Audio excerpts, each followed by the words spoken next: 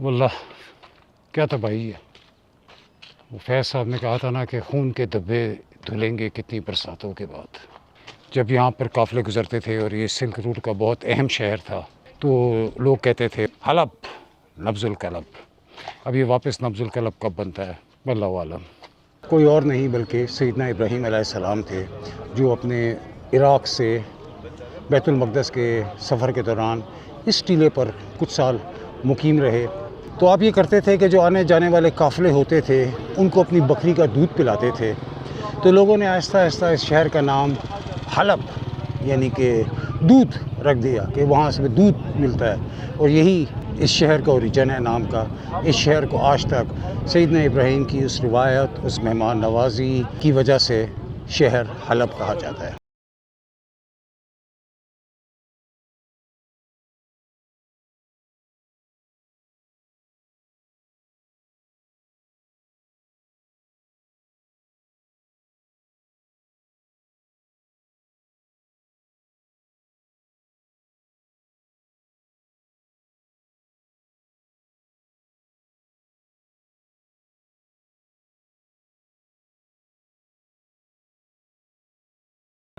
Good morning, السلام علیکم history anchors from حلب الیپو.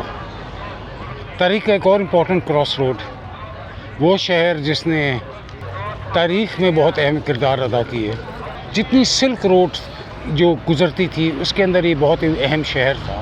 اسی وجہ سے رومنز، سیرینز، گریکس، مسلم مختلف، ایوبی، سلجوق، سب نے اس شہر کے اوپر حکمرانی کی، اور اسی وجہ سے اس شہر نے اپنا ایک فیر بیچارے نے شیر بھی اس کو ملا تباہی کا، بربادی کا.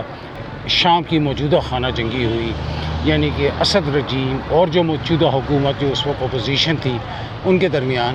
تو اس وقت اس شہر نے بہت بڑی قیمت ادا کی. شہر سب سے زیادہ شدید جنگ ادھر و حمص میں ہوئی. حمص میں میں نے آپ کو دکھایا، اور یہ دیکھیں یہ گرے ہوئے گھر، گری ہوئی شہر کی. یہ شہر الیپو شہر کی قدیم فصیل ہے.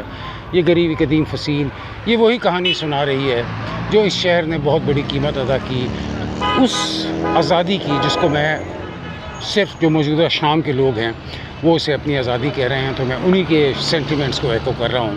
اور اب یہ میں پرانے حلب میں آپ کو کچھ پرانے حلب کی جھلک دکھاتا ہوں. کچھ اور یہاں پہ امپورٹنٹ تاریخی مقامات ہیں ان کو دکھانے کی کوشش کرتا ہوں. آئیے پرانے حلب کو دیکھتے ہیں. کچھ مجھے یہاں قدامت پسندی نظر آ رہی ہے. خیر شام میں ہے قدامت پسندی. میں لبنان سے آیا ہوں، لبنان کے بعد تو یقیناً بہت زیادہ قدامت پسند ہے. یہ جو قدیم فیض کی دیکھیں دیواریں چھلنی ہیں گولیوں سے، قدیم فصیل کی.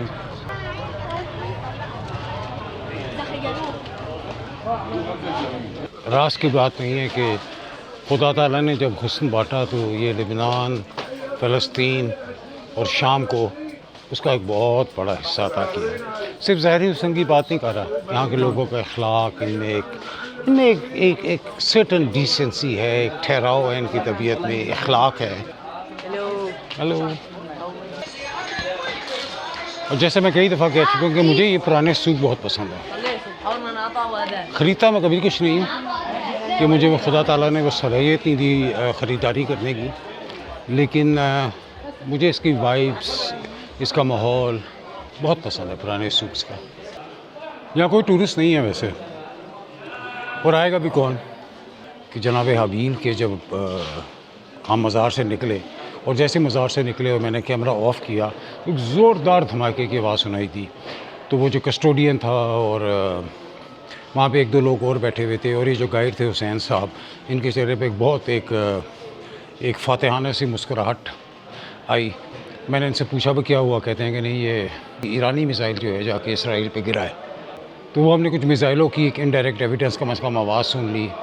فلائٹ بہت مشکل پہنچی، ایئر سپیس بند ہو گئی. تو ایسے میں کون ٹورسٹ آئے گا سوائے ہم جیسے پاگل کے. تو لوگ بڑی حیرت سے دیکھ رہے ہیں، بلکہ پوچھتے بھی کیسے آ گئے آپ. میں نے کہا جی بس کیا کریں، خلل دماغ کا.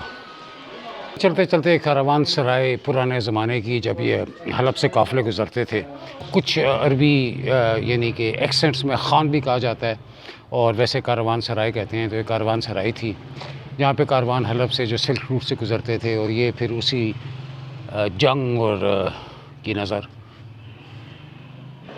الیپو سوپ ہے، جو ایک کہاوت ہے کہ یہاں کی جو خواتین کا بہت حسن ہے، اس میں یہ الیپو سوپ کا بڑا ہاتھ ہے کہ اس کے اندر زیتون اور کچھ ایسی چیزیں ایڈ کی جاتی ہیں جس سے اسکن میں ایک بہت نکھار آ جاتا ہے، خوبصورتی آتی ہے. تو یہ وہ الیپو سوپ ہے. اس کی قیمت تقریباً ہے ایک جو بار ہے وہ تقریباً $1 کی مورلیس ہے. میرا خیال ہے لے لینا چاہیے. وہ کہتے ہیں نا کچھ یادگار شہر ستمگر ہی لے چلیں، آئے ہیں اس گلی میں تو پتھر ہی لے چلیں. آپ میں سے جو لوگ سفر کرتے ہیں کہ کاروان سرائے جو ہوتی ہیں اس میں ایسے کمرے ہوتے تھے، ٹوائلٹس ہوتے تھے، اور وہ ہوتا تھا کچھ ڈھابے ٹائپ کے ہوتے تھے جہاں پہ کھانا وانا کھایا جاتا تھا، اور ساتھ پھر نیچرلی ایک درمیان میں اس کاروان سرائے کے ایک مسجد بھی ہوتی تھی. یہ غالباً مجھے لگ رہا ہے مسجد متروک ہے یہاں، اس پہ اب شاید یہ بطور مسجد استعمال نہیں ہوتی چونکہ اس کے نیچے سب دکانیں بن گئی ہیں اور اس کا دروازہ بند ہے. بڑا خوبصورت پیسفل سا کارنر ہے. جو آپ کے سامنے مسجد نظر آ رہی ہے یہ اسے گرینڈ ماسک آف الیپو کہتے ہیں، اور یہ بھی اموی زمانے میں ان کے خلیفہ سلمان نے بنائی تھی. اور آپ کو پتہ ہے کہ جو دمشق میں اور جہاں ہم جائیں گے بھی مسجد امیہ، مشہور امیت ماسک، وہ ولید نے بنائی تھی، اور یہ ان کے بعد آنے والے ایک اور خلیفہ سلمان نے بنائی تھی، دا گریٹ ماسک آف الیپو. یہ اپنے زمانے کی بہت شاندار مسجد تھی، لیکن افسوس صد افسوس یہ مسجد خانہ جنگی میں مکمل طور پر شہید ہو گئی تھی. اب اس کی ریسٹوریشن کا کام جاری ہے. اگر آپ اوپر دیکھیں تو یہ کرینیں وغیرہ اور اس کا خوبصورت میناریٹ. تو امید ہے جب اگلی دفعہ آؤں گا تو اس کا کام ریسٹوریشن کا مکمل ہو چکا ہوگا. جامعہ مسجد حلب. اور یہ سامنے جناب وہی حلب نے جو قیمت ادا کی اس خانہ جنگی کی، یہاں کے لوگ جیسے کہتے ہیں ان کی آزادی کی. یہ جلی ہوئی عمارتیں جو بچ گئی، ان پر گولیوں کے نشان. اللہ خیر، یہ اوپر ہیلی کاپٹر اڑنا شروع ہو گئے ہیں ایک دم. چلیں، خبر تو آج سنی تھی کہ ویسے سیز فائر ہو گیا ایران اسرائیل میں، تو یہاں بھی مقامی لوگ جو تھے انہوں نے تھوڑا کہ شاید اب ہم بھی جو مسافر ہیں کہ شاید ایئر سپیس کھل جائے تو خیریت سے گھر واپس چلے جائیں. لیکن بہرحال دیکھتے ہیں کیا ہوتا ہے. یہ آپ کے سامنے بکھری ہوئی جگہ، ہر جگہ منہدم عمارتیں. ایک چیز لیکن جو کہتے ہیں نا احمس سے کہ جو بھی جنگ تھی، تباہی تھی، اس کی میں سیاسی وجوہات یا انٹرنیشنل پولیٹکس میں نہیں جانا چاہتا، میرا موضوع نہیں ہے. میں حالانکہ اس پہ اپنی رائے رکھتا ہوں.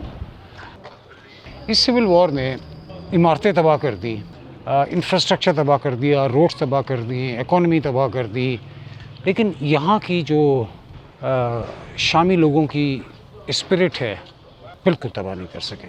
دا spirit of Damascus and the spirit of Syria lives on. یہاں پر ہوپ، امید بہت شدت سے موجود ہے. ایک being a small student of history, مجھے معلوم ہے کہ اینڈ آف ٹائم یعنی کہ آخری وقت کے زمانے سے رسول صلی اللہ علیہ وسلم کی کتنی احادیث ہیں جس میں شام نے بہت اہم رول ادا کرتے ہیں، اور جب میں دمشق جاؤں گا تو ان پر مزید بات بھی کروں گا. اس اہم رول کو جو اس ملک نے ادا کرنا ہے اس کی قیمت شاید اس نے چکانی شروع کر دی ہے.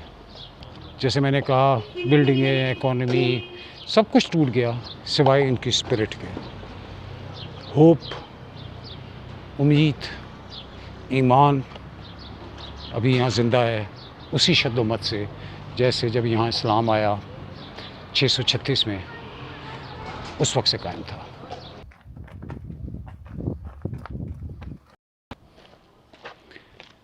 واللہ کیا تباہی ہے. وہ فیض صاحب نے کہا تھا نا کہ خون کے دھبے دھلیں گے کتنی برساتوں کے بعد. نہ جانے کب یہ شہر اپنی واپس پرانی، جب یہاں پر قافلے گزرتے تھے اور یہ سلک روٹ کا بہت اہم شہر تھا تو لوگ کہتے تھے حلب نبض القلب. اب یہ واپس نبض القلب کب بنتا ہے واللہ عالم. ہر طرف بربادی کی ایک داستان ہے. گوئے شہر نے دوبارہ سانس لینا شروع کر دیا ہے لیکن بہت ٹائم لگے گا. अलेप्पो की सड़कों पे फिरते फिरते मुझे एक तारीख़ का एक और मज़ेदार सा पिट स्टॉप या जिसे कहते हैं इम्पोर्टेंट स्टेशन मिला, और मैंने कहा मैं आपको दिखाता चलूँ। ये जो आपको सामने बिल्डिंग नज़र आ रही है, ये एक ज़माने में यानी कि 1800 कुछ से लेकर और तकरीबन 1912 तक ये अलेप्पो का आप कह लें सबसे बड़ा, सबसे शानदार, सबसे ज़्यादा पुरतायुश, सबसे ज़्यादा फैंसी होटल था, और इस होटल का नाम था बैरन होटल। इस बैरन होटल ने कम से कम 2 बड़े अहम तारीख़ के बाब देखे हैं।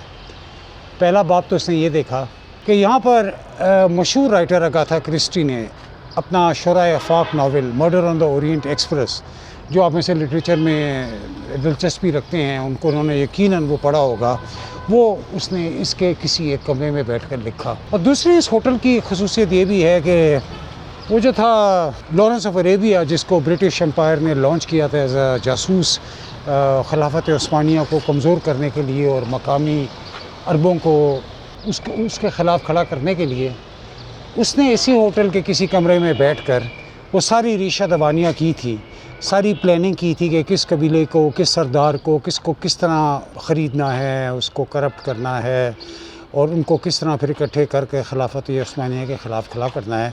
तो वो इस होटल में कई साल मुकीम रहा। यहाँ बैठकर उसमें मेजर लॉरेंस ने, जिसे तारीख़ लॉरेंस ऑफ अरेबिया के नाम से जानती है, वो बैठकर वो सारी रेशा दवानियाँ की। तो किसी हद तक कह सकते हैं कि जो यानी कि खिलाफत उस्मानिया की जो एक अख्ताम कह लें, या उसका जो अख्ताम का आगाज़ जो था, बिगनिंग ऑफ द एंड, उसके कुछ ना कुछ बाब बहरहाल इस होटल में भी लिखे गए, जिस तरह मॉडर्न ओरिएंट एक्सप्रेस के कुछ बाब इस होटल में लिखे गए। चलें आगे चलते हैं। आया हूँ एक शामी रेस्टोरेंट में, फैंसी जगह पे हम जाते नहीं हैं, तो इन्होंने इजाज़त दी कि आप किचन में आकर देख लें कि किस तरह हम कबाब, तो ये वही ट्रेडिशनल आपको पता है अरबी तरीका।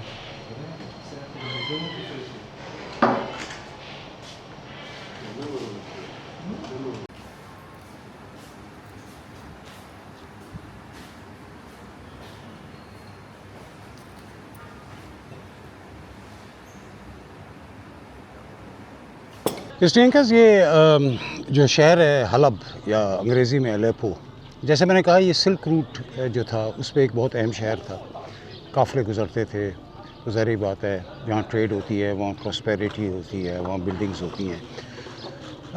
ये जो आपके सामने मैं एक बहुत बड़ी बिल्डिंग दिखा रहा हूँ, इसे इस्लामिक सिटाडेल ऑफ अलेप्पो कहा जाता है।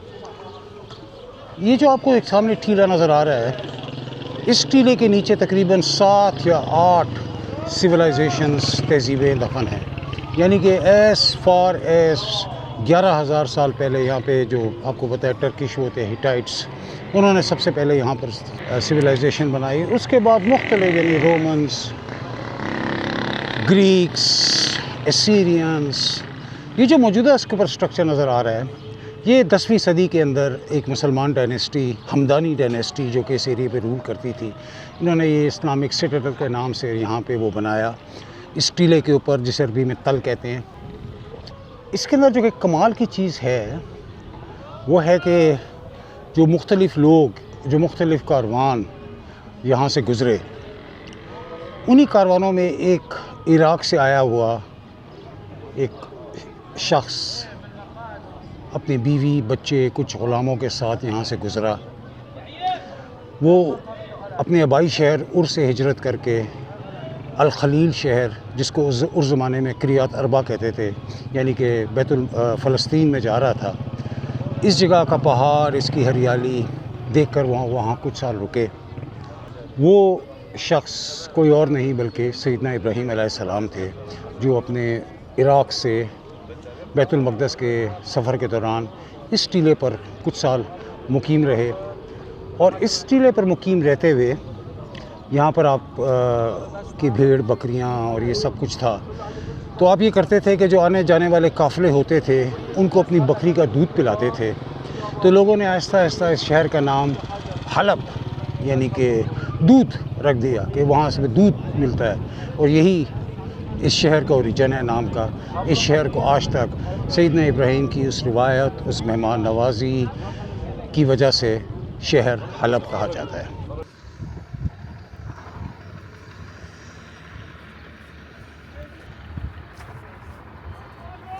کے سامنے لیپو شہر بکھرا ہوا، اس کے روئنز جو جنگ میں تباہ ہوئے جو میں آپ کو دکھائے. یہ حلب جو ہے یہ شام کا دوسرا بڑا شہر ہے. پہلا جیسے آپ جانتے ہیں دمشق ہے، اور حلب کی آبادی تقریباً 21 لاکھ اور دمشق کی آبادی قریب 25-26 لاکھ ہے. چلیے اس سٹیڈل کے اندر چلتے ہیں.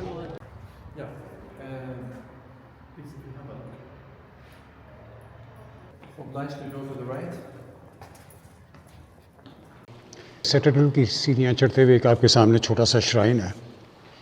اسے مقام الخضر کہا جاتا ہے. نیچے قبر نہیں ہے، صرف ایک مقام ہے، ایک شرائن ہے. اور اس کی تاریخ کچھ اس طرح ہے کہ جب یہ کرسچنس کے انڈر تھا تو انہوں نے، جیسے میں نے اپنی ویڈیو میں جو میں نے فلسطین میں بنائی تھی اس میں بتایا تھا کہ خضر اور سینٹ جارج کرسچینٹی کے وہ انٹرچینجبل فگر مڈل ایسٹ میں سمجھے جاتے ہیں. تو کرسچینٹی کے زمانے میں یہاں پر سینٹ جارج کا ایک شرائن تھا، اور جب یہ علاقہ مسلمانوں کے انڈر آیا تو انہوں نے سینٹ جارج کے شرائن کو مقام الخضر میں بدل دیا. چلیں آگے چلیں.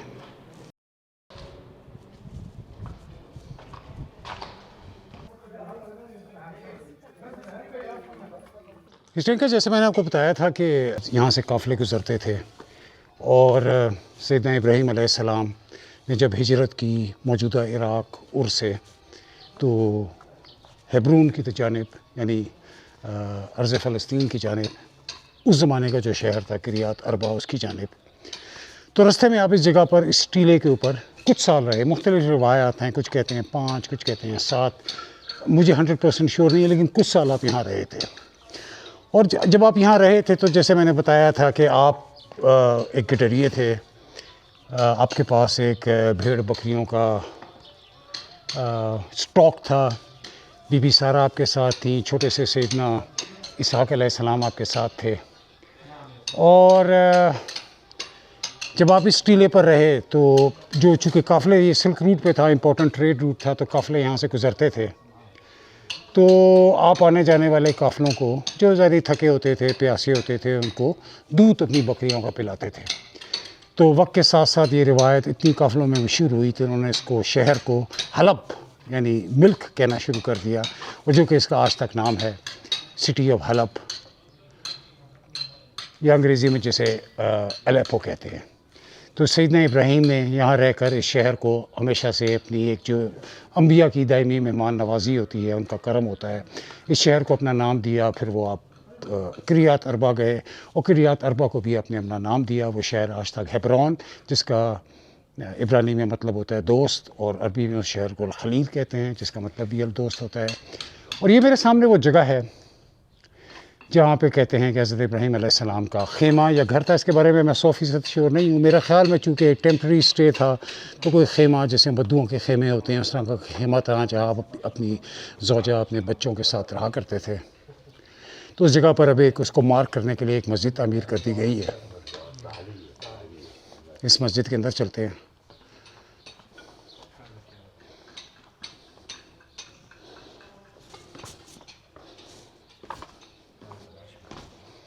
تو یہ جناب وہ جگہ، تو جناب یہاں وہ خیمہ تھا ہمارے روحانی جد سیدنا ابراہیم علیہ السلام کا. پھر بعد میں مسلمان حکمرانوں نے اس جگہ کو مارک کرنے کے لیے وہاں پہ ایک مسجد کی تعمیر کر دی.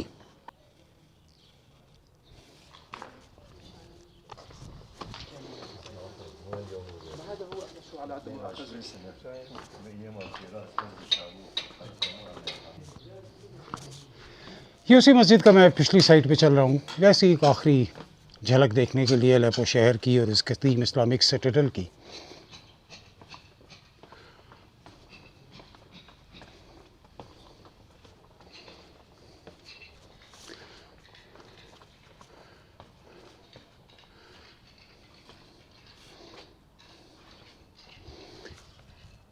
یہ وہی مسجد باہر سے.